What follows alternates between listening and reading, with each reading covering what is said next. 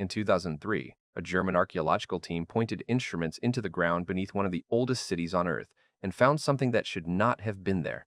A massive buried structure sitting exactly where the world's oldest story said a legendary king was buried. This is not speculation. The data is real. The scientist is real. The location matches. And then, nothing. 20 years of silence. No excavation. No peer-reviewed publication of the raw data.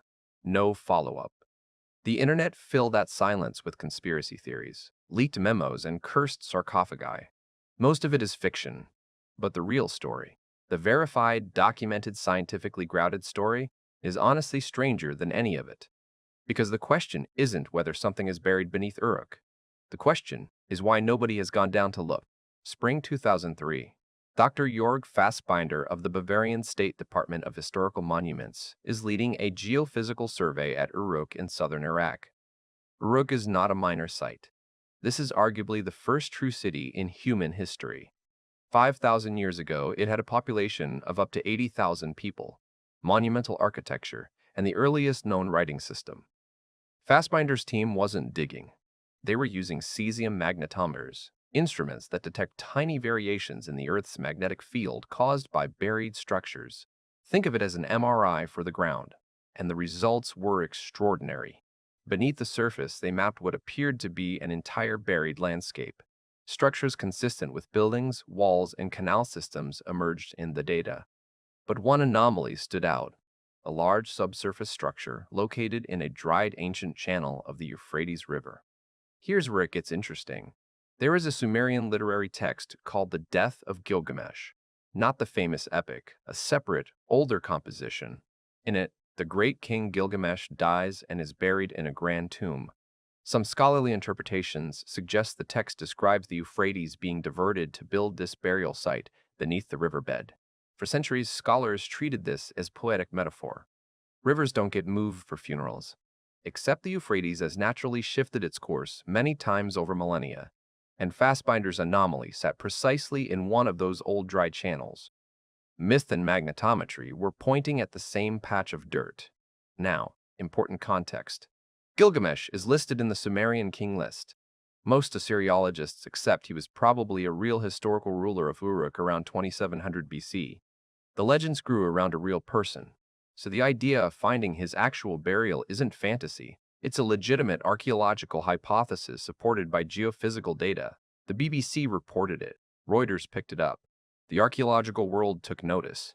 And then, the Iraq War swallowed everything. Fassbinder's team evacuated as coalition forces invaded Iraq. The survey data was preserved, but the physical site became inaccessible.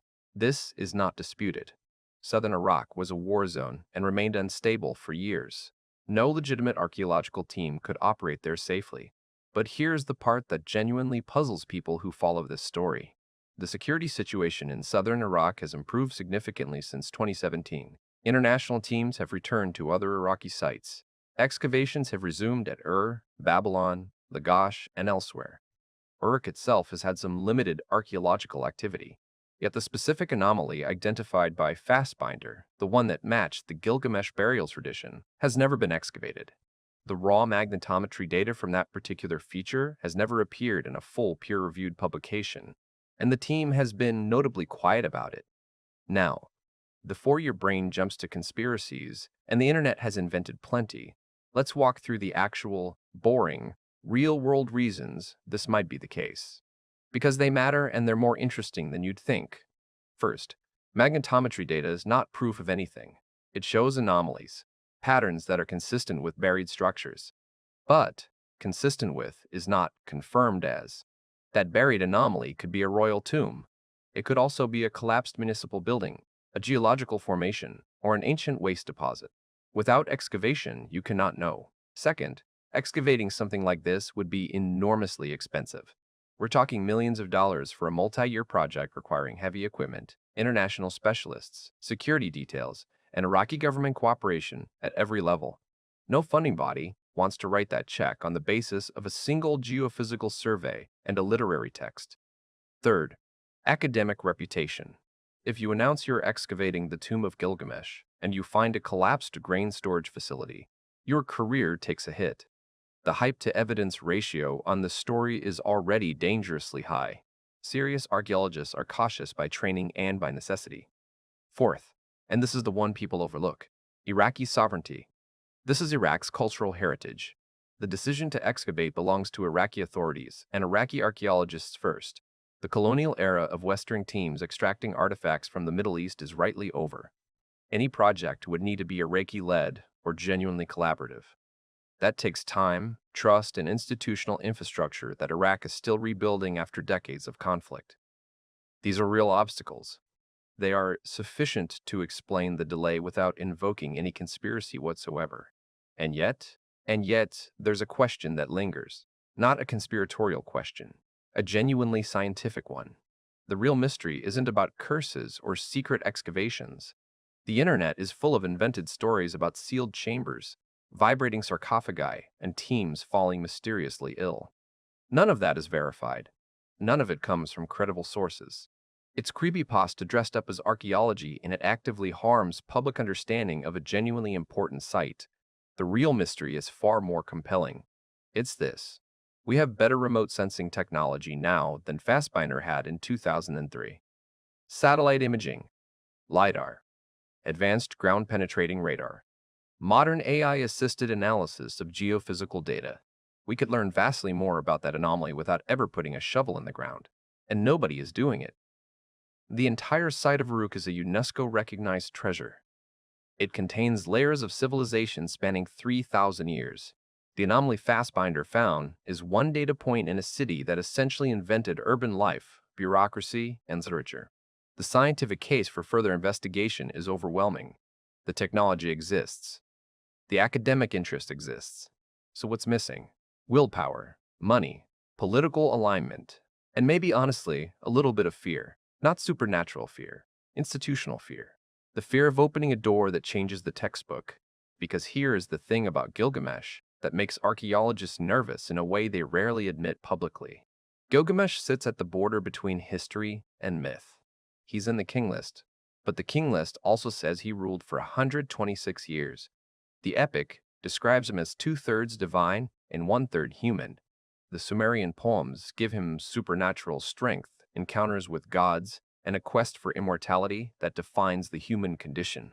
If you excavate his tomb and find an ordinary skeleton of an ordinary Bronze Age king, you've answered a question, but you've also demystified the oldest story ever told. That has cultural consequences.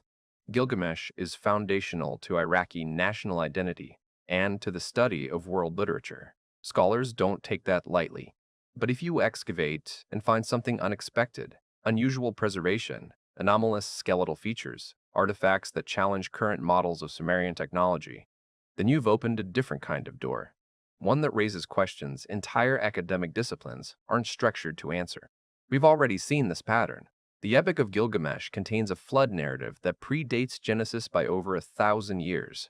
When that connection was first established in the 1870s, it caused a genuine cultural crisis. The Bible's flood story wasn't original, it was inherited. That single cuneiform tablet reshaped theology, literature, and history. The Tomb of Gilgamesh, if that's what the anomaly is, has the same disruptive potential. Not because of curses or supernatural forces, but because confirmed physical evidence of the world's first legendary king would force us to re-examine where myth ends and history begins. And that boundary is one of the load-bearing walls of how we understand civilization. The data is there. The technology is there. The location is there. 20 years later, the only thing missing is the courage to look. And maybe that's the most human part of this entire story. Gilgamesh spent his epic searching for immortality and failed. We've possibly found where he rests, and we're too afraid to confirm it. Some questions stay buried not because we can't answer them, but because